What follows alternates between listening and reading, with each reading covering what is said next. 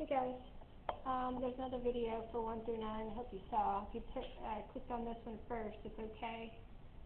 This video is going, I'm going to work the 11, 13, and 15. If you need help on the front side, the odd ones, you can go to the other video in Canvas. So we're going to start with number 13. To graph an inequality, the first thing you need to do is you need to solve that inequality for y. Some of them are already solved, and so those are the easier ones, but these are not. So we have to get y by itself, and we're going to do that, an example of one of those. So first off, 4x plus 2y is greater than 12. To isolate the y, we're always adding or subtracting whatever's over here, the whole term. So we're going to subtract that from both sides, and now that leaves us with 2y is greater than negative 4 times x plus 12. We're going to undo multiplying by 2 by dividing by 2. Or you can pause this video and catch up at any point. So that leaves us with 1y, which we just write as y, over negative 2 times x plus 6. The next thing we do, now that it's in slope, it's in y equals mx plus b form, we use the slope and the y-intercept to graph the inequality. So the first thing we're going to do is we're going to plot the y-intercept. So the b is the y-intercept, that's the point on the y-axis here. And this one's a little weird because it runs off, but we're just going to go up 1 above 5, and that is a y-intercept of 6. Now we have to look, this is our slope. Our slope is negative 2, but we use our slope to give us more points, so we need a rise over run version down to the right 1. So from this point, we're going to go down to the right 1. We're going to do that a couple times so we can get a good line down to the right 1, down to the right 1, down to the right 1. All right, I have plenty of points to make a good line.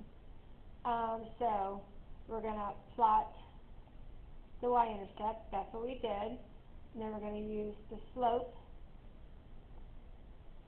to graph more points.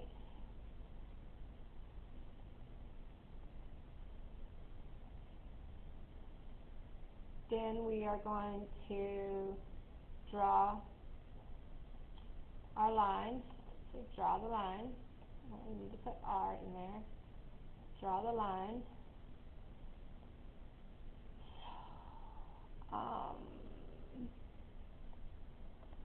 This is actually step 2, step 3, step 4, step 5. Remember when you draw the line, this one and this one are dotted lines.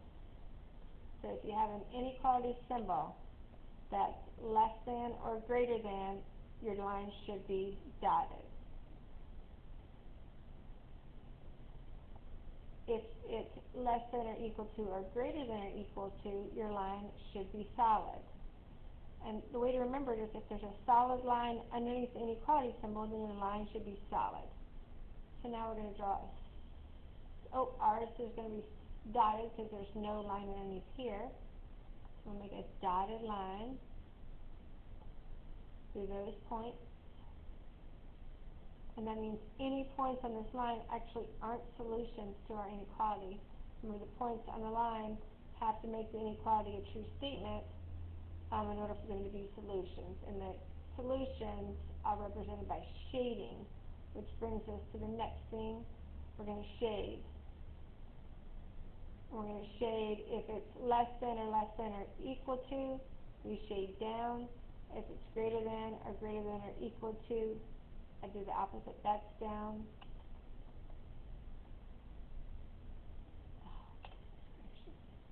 Have a moment.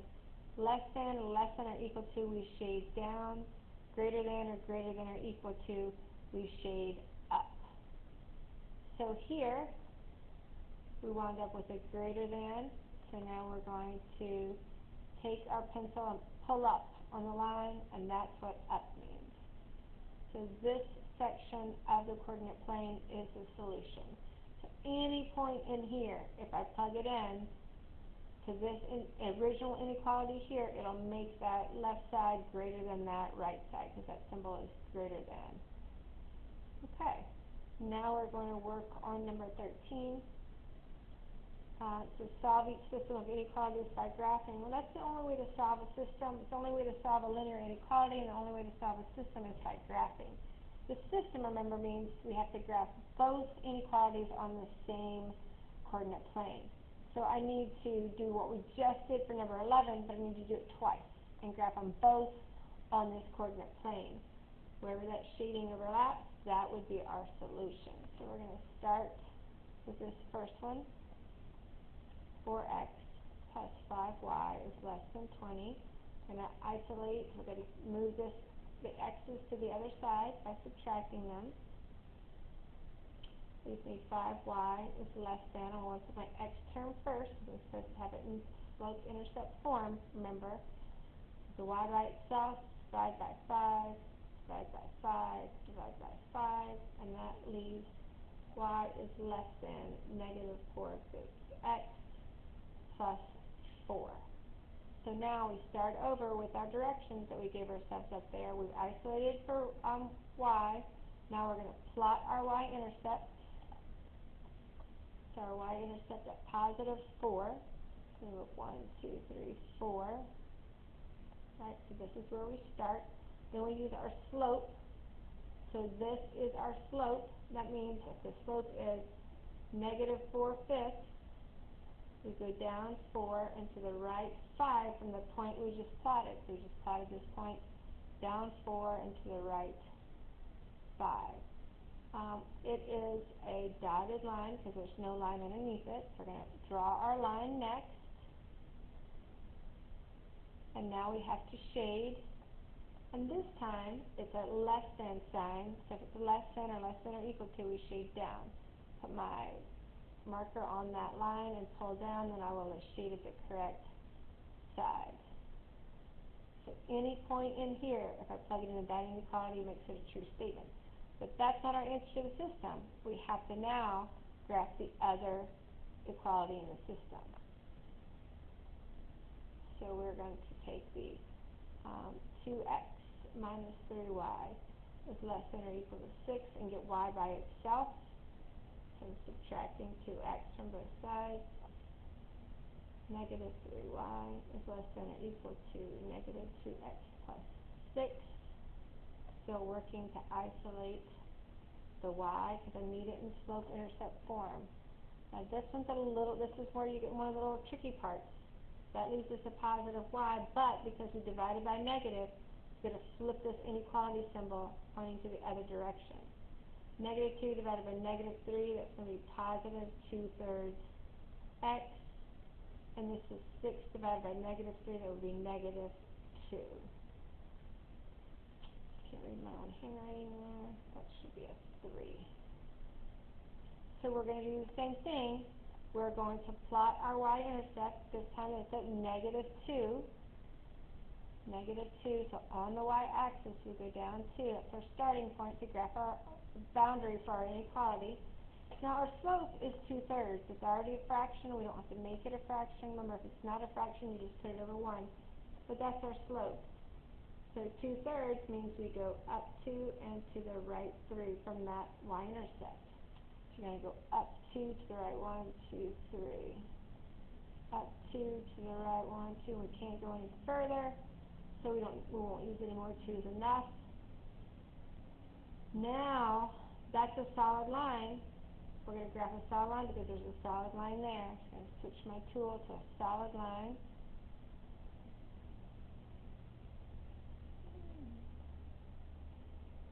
Switch it to a solid line. And now I need to shade. This time, I'm shading up. This is pointing left or down. This is pointing right or up. So now I'm shading up. So I shade all of this part. So you have to know what this graph means. This means that this is not part of the solution. This is not part of the solution. The solution is the part where the two colors overlap. So this section here is yellow and green. So now I'm going to darken that. so clear, and I need you to do the same thing. I need to know for sure what you're trying to darken so I'll know what your answer is. So this is the solution to that system of inequalities. Now we're going to do number 15. It says, for a party you can spend no more than $40 on cakes. Vanilla cake costs $5 and cream cake costs $8. Write the linear inequality that models the situation. Graph the inequality.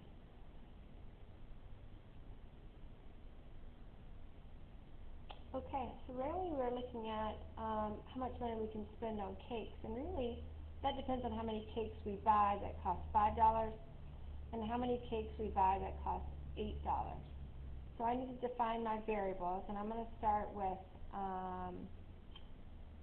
V for vanilla. So V is going to represent the number of vanilla cakes. We could use X, it doesn't matter. And Y is going to represent the number, oh, not Y, we're going to use C. I forgot, we're trying to be descriptive with our defining. So here it's going to be a C, that's going to represent the number of cream cakes. You have to define your variable first, it's very important. So now I'm going to go down here and finish working it. For a party, you can spend no more than $40 on cakes. Vanilla cakes cost $5 and cream cakes cost $8. Okay, so this is not a system, this is just one inequality, and it says write the linear inequality, not a system. So we know some number of cakes, vanilla cakes times 5 plus some number of vanilla cakes times 8 has to be no more than 40. So no more than 40 is less than or equal to 40. That's the amount they can spend 40 or less. So this is number 15, not the bonus, by the way. We're not doing that one right now. We'll do that on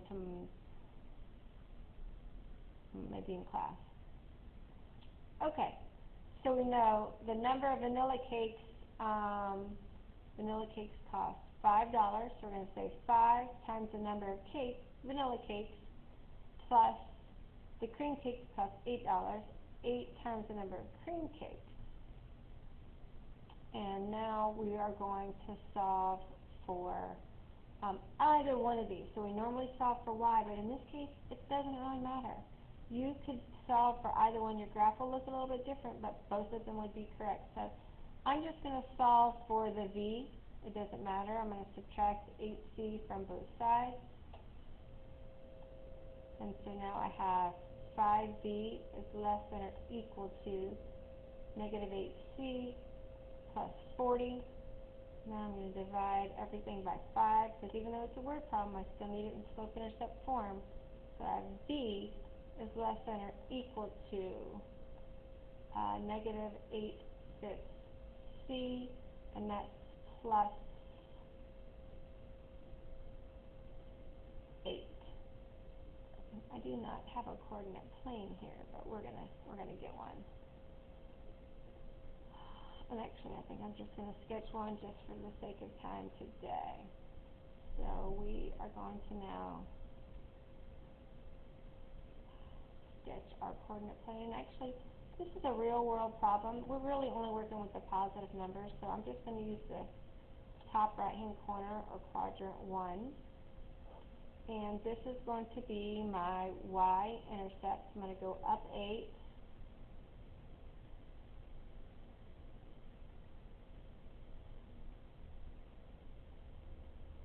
So 1, 2, 3, 4, 5, 6, 7, 8. I'll change my color. So that's my y-intercept. And then I'm going to go down. So now I plotted that. Now I need to use my slope, negative 8/5. So go down 8 and to the right 5.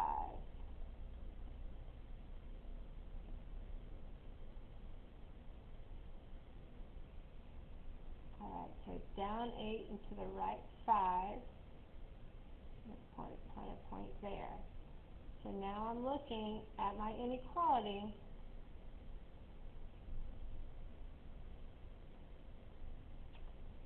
That's a less than or equal to, so I know my line is solid. I'm actually not going to go outside of this quadrant because that's going to go into negative numbers, and we don't work with negative numbers when we're talking about money and number of tangible things. And now we need to shade. This is a less than, so we're going to shade in here. And once again, we're not going to shade outside of that area because it's a real world problem. We wouldn't have any negative values. So that is number 15. I hope that helps. If you get stumped, I'll see you guys Monday.